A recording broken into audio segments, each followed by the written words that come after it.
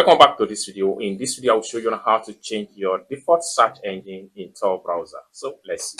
But before we dive into the tutorial, if you find this tutorial useful and you are brand new to this channel, remember click on that subscribe, turn on the notification bell for more useful tutorial like this. So with that being said, let's get started. The very first thing you want to do is to head over to your Tor browser. So I'm going to simply open up my Tor browser, just like so. Then wait for it to connect. So it's secure right here. Next thing you need to do is to simply click on this point right here. Then the next thing you need to do is to click on search settings. And it takes you right here. Next thing you need to do is to click on default search engine.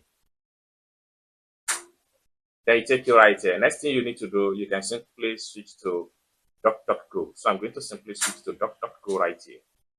And it's as simple as that. I can simply go back, and we have DuckDuckGo as our search engine right here.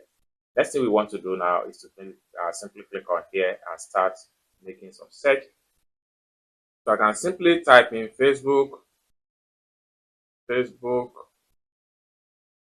click on search, then click on allow cookies. Then we have Facebook right here. Then I can simply log in with my username and password and click on login right here.